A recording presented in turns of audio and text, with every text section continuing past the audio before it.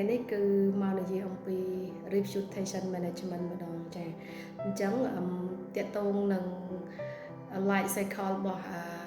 e-commerce ឬគេហៅថា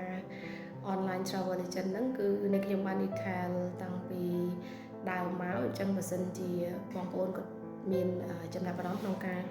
រៀនជាទ្រឹស្ដីអាចចូលមើលវីដេអូរបស់អ្នកខ្ញុំវាមិនពឹស្ដាមិន detail ទេប៉ុន្តែយ៉ាងហោចណាស់អ្នកទាំងអស់គ្នាអាចបានយល់ទាក់ទងនឹងអត្ថន័យខ្លះៗនៅអ្វីទៅដែលជា e-commerce ឬក៏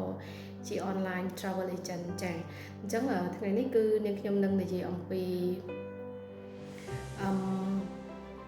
reputation management ចា reputation management ហ្នឹងគឺនិយាយទៅគេមាន6 step ចាមុននឹងចូលដល់កន្លែងហ្នឹងនឹងខ្ញុំចង់ detail ខ្លះៗទាក់ទងនឹងគេហៅថាចំណុចដែលមានការប្រស្រ័យទាក់ទងគ្នាគឺមានដូចជា customer experience guest feedback review reputation trust booking ហើយនិង revenue ចាអញ្ចឹងទាំងអស់ហ្នឹងគឺវាជាផ្នែកជា part ដែលសរុបរួមជាមួយនឹង revenue management ចាប៉ុន្តែក្នុងវីដេអូនេះនឹងខ្ញុំនិយាយតែទាក់ទងនឹង key activity ទេចា key activity ទី1គឺទាក់ទងនឹង monitor ចាទាក់ទងនឹង monitor គឺយើងមើលទៅលើគេហៅថា channel នៅលើ online platform គេមានដូចជា Google booking.com Agoda TripAdvisor Expedia ហើយក៏មានដូចជា trip.com ឬក៏ online platform ផ្សេងៗទៀតខ្ញុំជឿថាបងប្អូនដែលគាត់នៅក្នុង field e-commerce ហ្នឹងគឺគាត់នឹង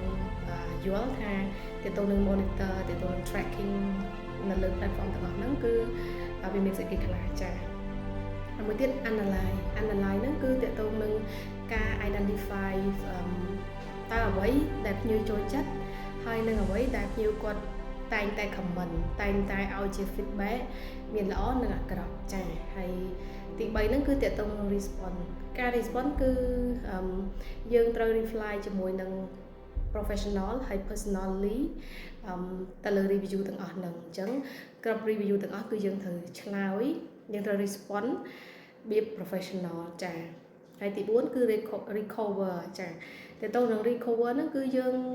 ដោះស្រាយរាល់ negative experience មុនពេលដែលភ្ញៀវគាត់អាចថាតម្លាក់ review អញ្ចឹងណាហ្នឹងគឺសំខាន់ហើយទី5គឺ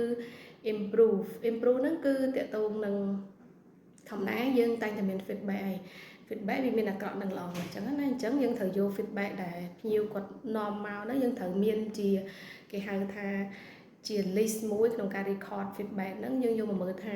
តើ feedback ទាំងអស់ហ្នឹងរយៈពេល1សប្តាហ៍2សប្តាហ៍ឬក៏1ខែ3ខែមួយត្រីមាសហ្នឹងតើវាមានប្រមាណ percentage ចា៎ហើយpromote ទៅទៅនឹងការ promote ហ្នឹងគឺអាចថាយើងយកទៅទៅនឹង feedback របស់ភ្ញៀវអាចថានៅសម័យនេះគេមានសរសេរដៃជា customer feedback ឬក៏គេសរសេរជា review នៅលើ online អញ្ចឹងទាំងអស់ហ្នឹងយើងអាចយកមក post ជា social media ចាឬក៏ពេលខ្លះដូច channel នីមួយៗគាត់ឲ្យជា award មួយយើងនៅពេលដែលគាត់ឲ្យជា award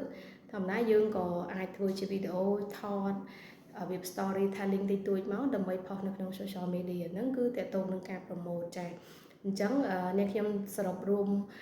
មកវិញគឺទាក់ទងនឹង reputation គឺវាមានមិនថា reputation management គឺវាមាន customer experience guest feedback review reputation trust booking ហើយនិង revenue ចាអញ្ចឹងយើងមាន6-7 step ហ្នឹងក្នុង revenue នៅក្នុង reputation management របស់យើងចាអរគុណច្រើន